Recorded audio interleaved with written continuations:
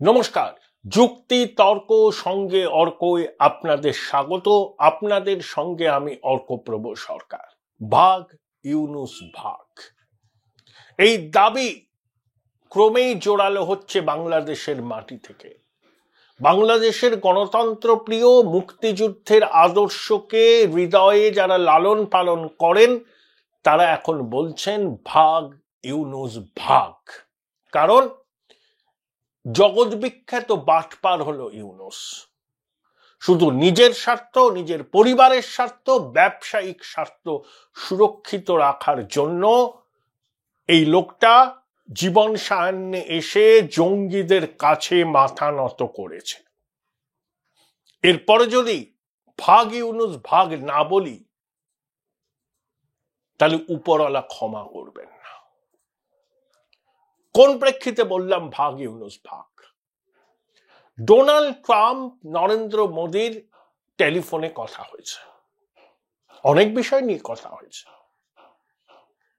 মোদীজি congratulate করেছেন এবং অনেক বিষয়ের মধ্যে যেটা শোনা যাচ্ছে সম্ভবত ফেব্রুয়ারি মাসেই নরেন্দ্র মোদীকে হোয়াইট হাউসে আমন্ত্রণ জানিয়েছেন ট্রাম্প। দেখুন, কোয়াড সম্মেলন হবে তো এই বছরের মাঝামাঝি, তার আগেই নরেন্দ্র মোদী এবং ডোনাল্ড ট্রাম্পের শীর্ষ বৈঠক হবে। যারা বলছেন না যে ট্রাম্পের শপথে মোদীজি আমন্ত্রণ পেলেন না, আমাদের দেশে একটা ইকোসিস্টেম আছে জানেন তো। এরা হচ্ছে জর্জ সোরেসের টাকায় লালিত পালিত হয়। এরা ভারতের উন্নতি দেখতে পারে না, চোখটাটায়। এরা বিভিন্ন দেশে গণতন্ত্র এবং মানবাধিকার প্রতিষ্ঠার নামে রেজিম চেঞ্জে সহায়তা করে। আমাদের দেশেও আছে সেই ইকোসিস্টেম। হঠাৎ সক্রিয় উঠেছিল যখন তারা জানলো যে নরেন্দ্র মোদী ডোনাল্ড ট্রাম্পের শপথে যাচ্ছেন না। এই মূর্খগুলো এটা জানে না ভারতবর্ষের কোনো রাষ্ট্রপ্রধান কোনো বিদেশি রাষ্ট্রের রাষ্ট্রপতি বা প্রধানমন্ত্রীর শপথে ব্যক্তিগতভাবে যান না, তিনি তার প্রতিনিধি পাঠান। এবং জয়শঙ্কর একদম সামনের সারিতে বসেছিলেন এবং তারপরেই মার্কিন বিদেশ সচিব মার্কো রুবিওর সঙ্গে তিনি কথা বলেন। যখন সাংবাদিকরা জয়শঙ্করকে জিজ্ঞাসা করেছিলেন যে বাংলাদেশের বিষয়ে কি কোনো কথা হয়েছে, জয়শঙ্কর সংক্ষিপ্ত উত্তর দিয়েছিলেন, হ্যাঁ হয়েছে। তারপরে কতগুলো ঘটনা দেখুন। ডোনাল্ড রুকে স্টেট ডিপার্টমেন্ট থেকে তাড়িয়ে দিয়েছেন ট্রাম্প। বাংলাদেশে ইউএসএইড বন্ধ করে দিয়েছেন। ইউনুসের খুব আশা ছিল $5 বিলিয়ন তিনি পাবেন। সেই টাকা যতটা না বাংলাদেশের মানুষের কাজে লাগবে তার থেকে বেশি জঙ্গিবাদকে উৎসাহিত করার কাজে ব্যবহার হবে। তারপর ট্রাম্প এবং মোদিজির কথা, মোদিজিকে আমন্ত্রণ হোয়াইট হাউসে, ট্রাম্প আবার আসবেন কোয়াডে। বাংলাদেশে আমেরিকার নীতি কি হবে? পরিষ্কার কথা, নরেন্দ্র মোদী যা বলবেন, ডোনাল্ড ট্রাম্প তার বিশ্বস্ত বন্ধুর কথাকে মান্যতা দিয়ে বাংলাদেশে আমেরিকার বিদেশ নীতি ঠিক করবেন। এবং ট্রাম্প প্রশাসনে যারা আছেন তারা ঘোষিতভাবে লেফট লিবারাল এনজিও কালচারের বিরোধী এবং র্যাডিক্যাল ইসলামের মারাত্মক বিরোধী। সে কাশ প্যাটেল বলুন, মার্কো রুবিও বলুন, মাইক ওয়ালজ বলুন, তুলসী গাওয়ার্ড বলুন, সবাই এভরিবডি। এবং যিনি ওদের ডিফেন্স সেক্রেটারি হয়েছেন, একটা ফক্স নিউজ চ্যানেল অ্যাঙ্কার ছিলেন, একবারে টাইয়ের পর ভাইস প্রেসিডেন্টের ভোটে তিনি তার অনুমোদন পেয়েছেন সেনেট থেকে। সবাই র্যাডিক্যাল ইসলামের বিরোধী এবং এরা আফগানিস্তানের মাটি থেকে আমেরিকার সেনা প্রত্যাহারের ঘোর বিরোধী ছিলেন। বাংলাদেশে কি চলছে এখন? তালিবান আইসিসের মতাদর্শের অনুগামী লোকজনই এখন ক্ষমতায়। বিএনপির নেতারা বলছেন যে এই ছাত্র উপদেষ্টারা অধিকাংশই অপশক্তি, কালো শক্তির ফসল, এরা কুলগোত্রহীন, এরা ইসলামিক স্টেট এবং আইস এবং তালিবান যে মতাদর্শকে মান্যতা দেয় সেই মতাদর্শ বাংলাদেশে প্রতিষ্ঠা করতে চায়, বাঙালি কখনো তালিবানি রাজ মেনে নেবে না। এবং হতবীর্য সুদখোর বৃদ্ধ বাংলাদেশকে জঙ্গিদের হাতে তুলে দিয়ে বড় বড় বাতেলা বাঁধছেন। আসলে আন্তর্জাতিক এই বাটপার নিজের পরিবার প্রতিষ্ঠানের স্বার্থ ছাড়া কিচ্ছু বোঝেন না। 5ই আগস্টের আগে বাংলাদেশের সাধারণ মানুষ যে অবস্থায় ছিলেন, এখন কি অবস্থায় আছেন আপনারা নিজেরা তুল্যমূল্য বিচার করুন। আমার অনেক দর্শক যারা বাংলাদেশে থাকেন তারা দেখেন, কমেন্ট করেন, তারা বলুন না আপনাদের নিজেদের জীবনের অভিজ্ঞতা থেকে মিলিয়ে দেখুন। আমরা ভারতের মানুষ, কলকাতার মানুষ, ভারতীয় আধিপত্যবাদ, ভারতীয় মিডিয়ার অপপ্রচার বলে যে চিৎকার করছে বাংলাদেশের একটা অংশ, আপনারা নিজে মিলিয়ে দেখুন। মা যা ছিলেন, মা যা হইয়াছেন, মা যা হইবেন। মা যা হইয়াছেন আপনারা বুঝতে পারছেন, মা যা হইবেন সেটাও আপনারা আন্দাজ করতে পারছেন। যদি ইউনূস আর কিছুদিন থাকে তাহলে বাংলাদেশ কয়েক টুকরে ভেঙে যাবে। গৃহযুদ্ধ জঙ্গি জেহাদি মতাদর্শে অনুপ্রাণিত ছাত্রদের সঙ্গে বাংলাদেশের সাধারণ গণতন্ত্র প্রিয় মুক্তিযুদ্ধের চেতনাকে লালন পালন করা মানুষের রাজপথে নেমে লড়াই হবে, রক্তক্ষয়ী সংঘর্ষ হবে। বাংলাদেশের মানুষ দেশ স্বাধীন করতে 71 সালে 30 লক্ষ মানুষ আত্মবলিদান দিয়েছিলেন। ভারতের কয়েক হাজার সেনা আত্মবলিদান দিয়েছিলেন। সেই আত্মবলিদান বিফলে যাবে না। এই জঙ্গি জেহাদিদের সমূলে উৎপাটিত হবে বাংলাদেশের মাটি থেকে। চ্যালেঞ্জ রইল, আমার কথার কোনো রিজয়েন্ডার পাবেন না, আজ না হয় কাল, হতেই হবে। যদি বাঙালি চেতনা, বাঙালি জাতীয়তাবাদ, যাদের হৃদয়ে বাংলাদেশ, তারা কিছুতেই জঙ্গি জেহাদিদের এই তাণ্ডব মেনে নেবেন না। এই প্রেক্ষিতে ডোনাল্ড ট্রাম্প এবং নরেন্দ্র মোদীর ফোনালাপ খুব তাৎপর্যপূর্ণ। ভারতীয় উপমহাদেশের পরিস্থিতি নিয়ে আলোচনা হয়েছে।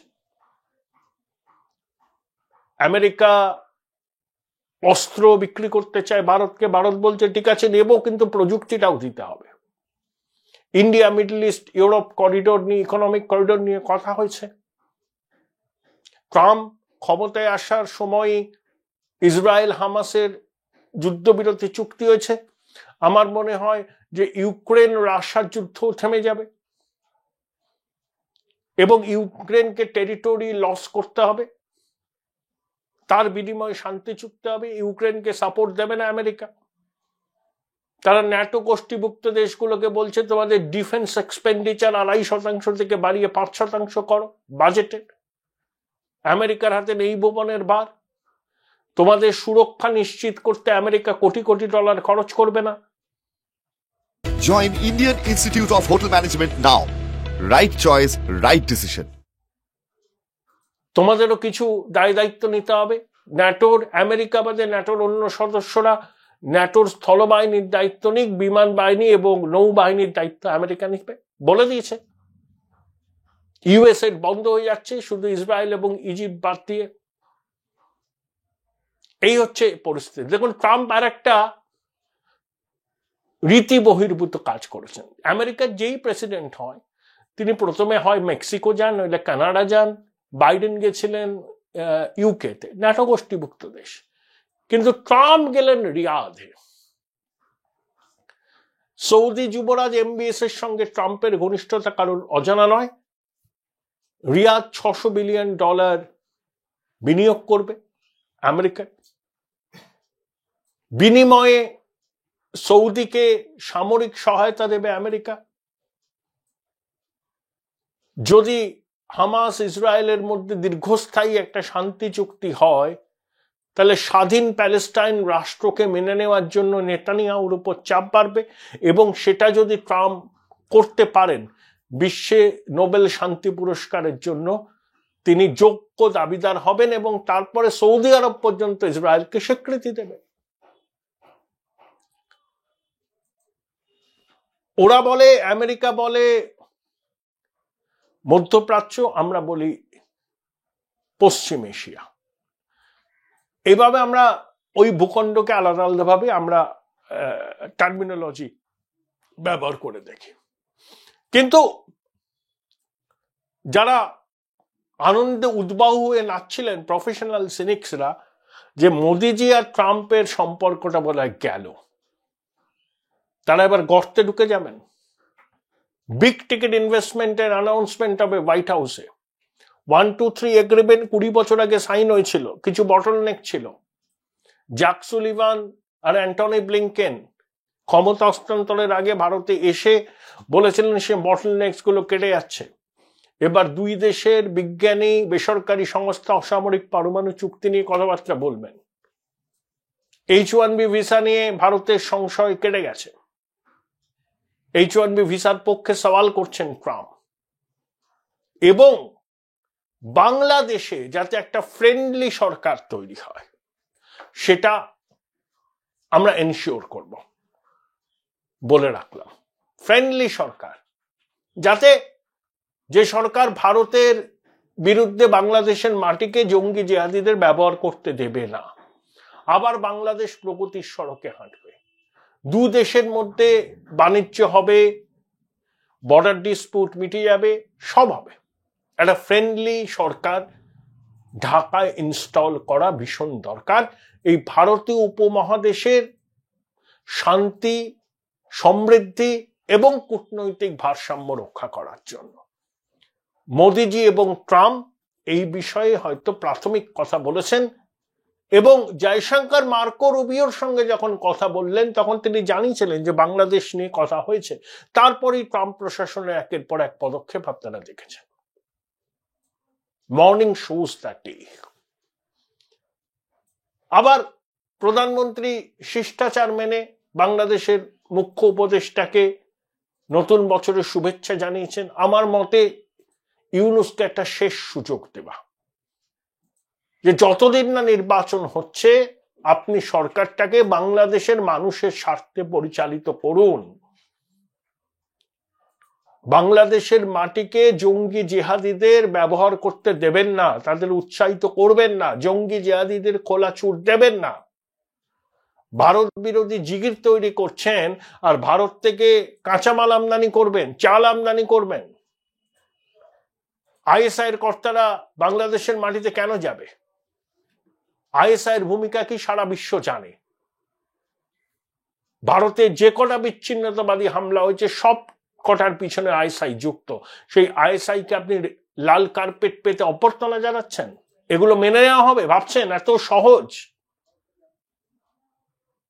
মোদিজি আর একটা সুযোগ দিলেন, নতুন বছরের শুভকামনা ইউনূসকে জানিয়ে, যে সুধার যাও, সুধার যাও,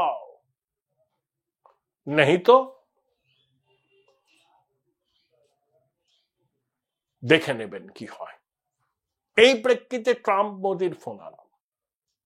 আবার চীন আমাদের পাশে আছে বলে ইউনূস লাফাচ্ছে, তাই জঙ্গিরা লাফাচ্ছে।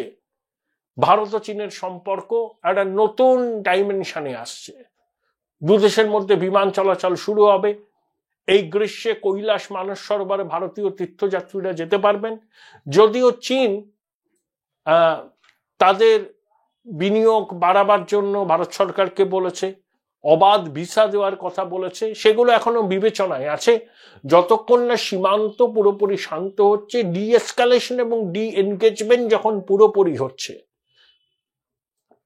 ততক্ষণ পর্যন্ত এই বিষয়টা নিয়ে আলাপ আলোচনা চলবে। কিন্তু স্পেশাল রিপ্রেজেন্টেটিভ পর্যায়ের তো বৈঠক শুরু হয়ে গেছে। ব্রিক্সে কাজানে রাশিয়ার পার্শ্ব বৈঠক হলো শি জিনপিং এবং নরেন্দ্র মোদীর সঙ্গে। তারপরে আমাদের national security adviser Ajit Doval গেলেন, ওয়াং ইর সঙ্গে কথা বললেন। আমাদের বিদেশ সচিব মিস্ত্রি গেলেন, তিনি দীর্ঘদিন চীনে রাষ্ট্রদূত ছিলেন। তার সঙ্গে ওয়াং ই এবং তার ডেপুটি মিনিস্টারের কথা হলো, এই সিদ্ধান্তগুলো হয়েছে। অর্থাৎ চীনও ভারতের সঙ্গে সম্পর্ক শুধরাতে চায়, আমরাও চাই, কিন্তু এখনো হিন্দি চীনি ভাই ভাই বলার সময় আসেনি। কিন্তু এই যে বিমান চলাচল সরাসরি চালু হতে যাচ্ছে, কৈলাস মানস সরোবরে ভারতীয়রা যাবেন, মানস সরোবর আমরা মনে করি ব্রহ্মার সৃষ্টি, এগুলো ইতিবাচক। এবং চীন ও বাংলাদেশের অভ্যন্তরীণ বিষয়ে মাথা গলিয়ে ভারতের সঙ্গে সম্পর্ক তিক্ত করবে না। বাংলাদেশ নিশ্চয়ই চীনের সঙ্গে ব্যবসা করতে পারে, স্বাধীন সার্বভৌম দেশে সেই অধিকার আছে, কেন করবে না? কিন্তু চীনকে ঢাল করে বাংলাদেশের মাটিকে জঙ্গি জিহাদিদের ব্যবহার করতে যদি ঢাকা উৎসাহ দেয়, আমার মনে হয় যে বেজিং তাতে জল ঢেলে দেবে। তাদের কাছে ভারতের সঙ্গে সম্পর্ক মজবুত করা অনেক বেশি গুরুত্বপূর্ণ। বিশেষ করে ডোনাল্ড ট্রাম্প নরেন্দ্র মোদীর ঘনিষ্ঠ সম্পর্ক, শি জিনপিং ট্রাম্পের মধ্যে একটা ওয়ার্কিং রিলেশন তৈরি হওয়ার সম্ভাবনা উজ্জ্বল। চীনের জিডিপি একটু পড়েছে, চীন ব্যবসা করতে ভালোবাসে, তারা ম্যানুফ্যাকচারিং হাব, ভারতের বিরাট বাজার তাদের নজরে। বাংলাদেশের মতো একটা দেশের অভ্যন্তরীণ রাজনীতিতে হস্তক্ষেপ করে বাংলাদেশের ইউনুসরা দেখাবে দেখো চীন আমার পাশে আছে, এই সুযোগে ঢালাও জঙ্গি কার্যকলাপ চলবে, আমার মনে হয় না যে শি জিনপিং এর প্রশাসন এগুলোকে আর উৎসাহ দেবে। তাহলে এই পরিবর্তিত পরিস্থিতিতে ভারতীয় উপমহাদেশে শান্তি ফেরানোর একটাই উপায়, ভাগ ইউনুস ভাগ। যত তাড়াতাড়ি বাংলাদেশের মানুষের সঙ্গে প্রতারণা মিথ্যাচার করেছেন এই ভদ্রলোক, সর্বরোগর বিষণ্ণকরণী বলে নিজেকে তুলে ধরেছিলেন, কিন্তু তার আমলে বাংলাদেশ যে জায়গায় দাঁড়িয়েছে, আগের অবস্থায় ফিরতে কম করে 3টে দশক লাগবে। বাংলাদেশের সাধারণ মানুষই এই কথাটা এখন খোলাখুলি বলছে।